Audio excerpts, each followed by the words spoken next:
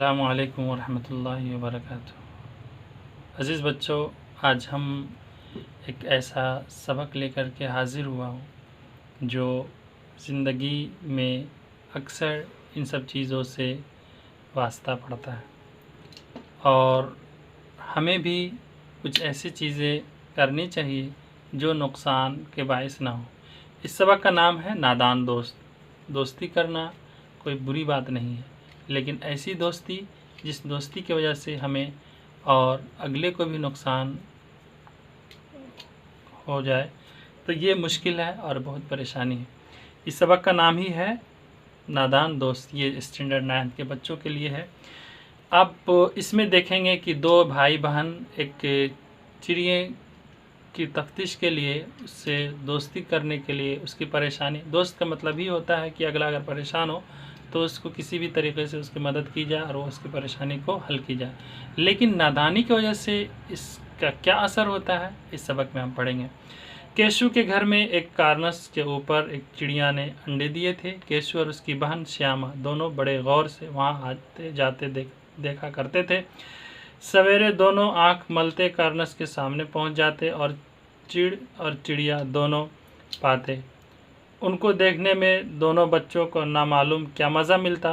दूध दूध दूध और जलेबी की भी सुध नहीं रहती। दोनों तरह तरह के सवालात उठते। अंडे किस रंग के होंगे, कितने होंगे, क्या खाते होंगे, उनमें तरह तरह के उनमें किस तरह निकल आएंगे, बच्चों के पर कैसे निकलेंगे, घोंसला कैसा है। लेकिन उन बातों का जवाब देने वाला कोई घर के काम धरने से फुर्सत नहीं। यानी इनके मन में जितने सारे सवालात आ रहे थे, उनका जवाब कोई नहीं दे पाया, क्योंकि सारे लोग अपने अपने काम में मुलव्विस थे। दोनों बच्चे आपस में सवाल जवाब करते और अब देखें और उसका जवाब क्या होता है। श्यामा कहती, क्यों भैया, बच्चे निकल कर फुर से उड़ जाएंगे। केशु आलिमाना गुरूर से कहता है, रही पगली हैं पगली, पहले पर निकलेंगे, बगैर परों के बेचारा। श्यामा बच्चों को क्या खिलाएगी बेचारी। केशु इस पेचीदा सवाल का जवाब कुछ न दे सका। इस तरह 3-4 दिन गुजर गए। दोनों की ख्वाहिशें तहकीकात दिन ब दिन बढ़ती गई और वो बेताब हो उठते। उन्होंने कयास किया कि अब बच्चे ज़रूर निकल आए होंगे। बच्चों के 4 के सवाल उनके सामने खड़े हो जाते। चिड़िया बेचारी इतना दाना कहाँ पाएगी कि सारे बच्चों को पेट भर, गरीब बच्चे भूखे मर जाएंगे, चू चू करके मर जाएंगे। यानी इस तरह के सवालात इन दोनों बच्चों के जहन में गुजर रही थी। इस मुसीबत का अंदाज़ा करके दोनों ने फैसला किया कि कार्नस पर थोड़ा सा दाना रख दिया जाए। श्यामा खुश होकर बोली, तब तो चिड़ियों को चारे के लिए कहीं उड़कर जाने की ज़रूरत न होगी। केशु नहीं, तब क्यों जाएगी। श्यामा, क्यों भैया, बच्चों को धूप नहीं लगती होगी। केशु का ध्यान उस तकलीफ़ की तरफ न गया था। बोला, ज़रूर तकलीफ़ होती होगी, बेचारे प्यास के मारे तड़प रहे होंगे और साया भी नहीं। आखिर ये फैसला हुआ कि घोंसले के ऊपर खड़े कपड़े की छत बना देनी चाहिए और पानी की प्याली और चावल रख देनी चाहिए। ये सब सारी तजवीज़ इन दोनों बच्चों ने पेश की।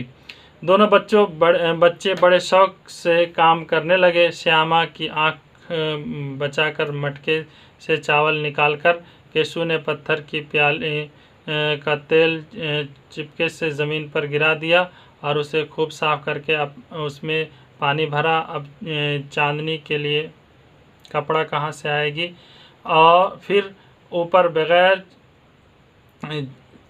बगैर छड़ियों के ठहरेगा कैसे। ऊपर चिड़ियाँ खड़ी कैसे होंगी, यानी इन तरह के सवालों के जवाब हल करने के बजाय वो खुद इसके तरफ मेहनत करने लगे कि वो बच्चे कैसे रहेंगे, कैसे खाएंगे, चिड़ियाँ कहाँ से खाना लाती होगी, इतने सारे बच्चों को कैसे खिलाएंगे। आखिरकार इन बच्चों ने मेहनत करके इन सब चीज़ों के मुहैया करने की कोशिश की। केशु बड़ी देर तक के उसी अधेर वन में रहा। आखिर उसने ये बमुश्किल भी हल कर ली। श्यामा से बोला, जाकर कोड़ा फेंकने वाले टोकरी उठा लाओ, अम्मा को बहुत मत दिखाना। यानी ये बच्चे जो है आखिरकार उस अंडे के पास पहुंचने की कोशिश करने लगे। श्यामा दौड़कर टोकरी उठा लाई। केशु ने उसके सुराख पर थोड़ा सा कागज़ ठूस दिया और टोकरी के अपने टहनी से लटकाकर बोला, देख, उसे ही घोंसले पर उसकी आड़ कर दूंगा तो कैसे धूप जाएगी। यानी जहाँ वो बच्चा रह रहा था तो वहाँ पे सूरज की किरणें जा रही थी, तो इसको धूप से बचने के लिए इस तरह की चीज़ों की मुहैया किया। श्यामा ने दिल में सोचा, भैया कैसे चालाक हैं। गर्मी के दिन थे, बाबूजी दफ्तर गए हुए थे, माँ दोनों बच्चों को सुलाकर खुद सो गई थी, लेकिन दोनों बच्चों की आंख में नींद कहाँ। अम्मा जी को बहलाने के लिए दोनों दम रोके आंखें बंद किए हुए मौका का इंतज़ार कर रहे थे।